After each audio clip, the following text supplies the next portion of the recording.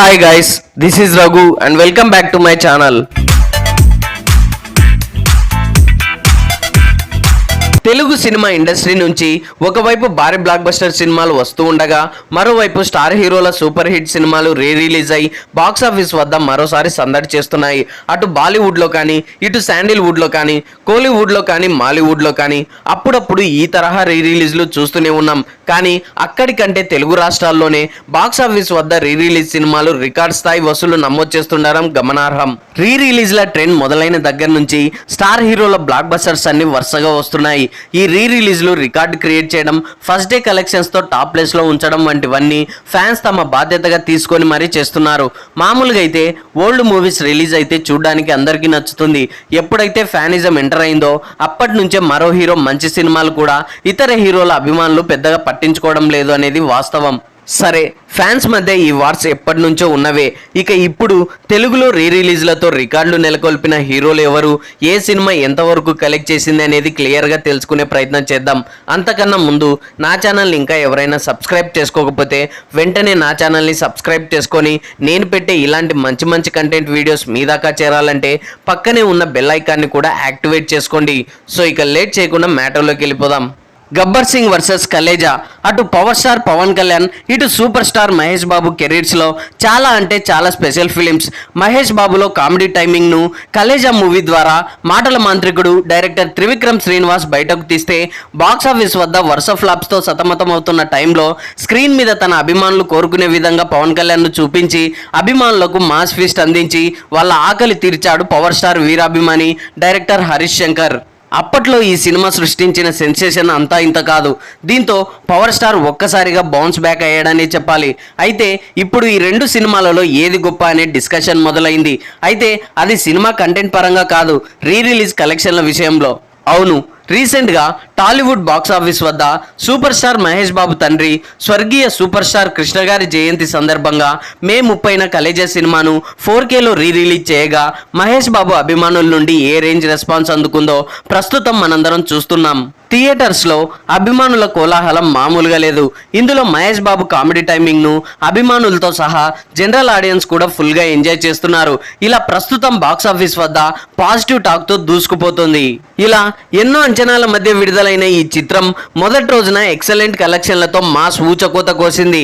దాదాపుగా 6.5 కోట్ల gross కలెక్షన్లతో record set చేసిందనే చెప్పాలి. ఓవరాల్గా కూడా బాక్స్ ఆఫీస్ వద్ద సరికొత్త రికార్డులను నమోదు చేస్తుంది అనుకున్నప్పటికీ జస్ట్లో ఆ రికార్డును మిస్ అయిందనే చెప్పొచ్చు.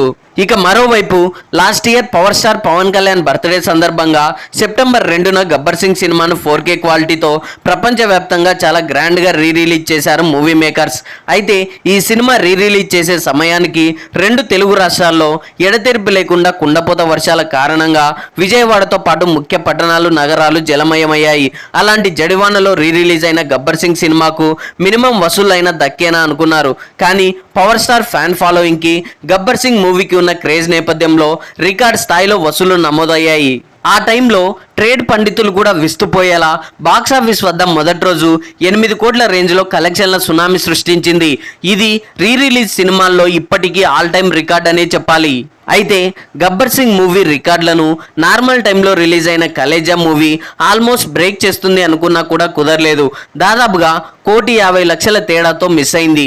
అయితే రెండు సినిమాల డే 1 కలెక్షన్స్ ఇంక్లూడింగ్ ప్రీమియర్స్తో కలిపి అన్ని ఏరియాల్లో వచ్చిన కలెక్షన్స్ ఒకసారి గమనిస్తే ముందుగా గబ్బర్ సింగ్ రిలీజ్ కలెక్షన్ల విషయానికి వస్తే నైజాం 2,82,00,000, సీడెడ్ 81 లక్షలు, ఉత్తరాంధ్ర 52 లక్షలు, ఈస్ట్ గోదావరి 46 లక్షలు, వెస్ట్ గోదావరి 40 లక్షలు, గుంటూరు 50 లక్షలు, కృష్ణా 40 లక్షలు, నెల్లూరు 20 లక్షలు కాగా ఏపీ తెలంగాణ మొత్తం కలెక్షన్స్ కలిపి 6,50,00,000 కాగా కర్ణాటక మరియు రెస్ట్ ఆఫ్ ఇండియాలో 90 లక్షలు, ఓవర్సీస్లో 82 లక్షలు కలెక్ట్ చేయగా టోటల్గా వరల్డ్ వైడ్గా 8,70,00,000 రేంజ్లో గ్రాస్ కలెక్షన్స్ సాధించి టాప్ 5 రిలీజ్ మూవీస్లో నెంబర్ 1 ప్లేస్లో కొనసాగుతుండడం విశేషం.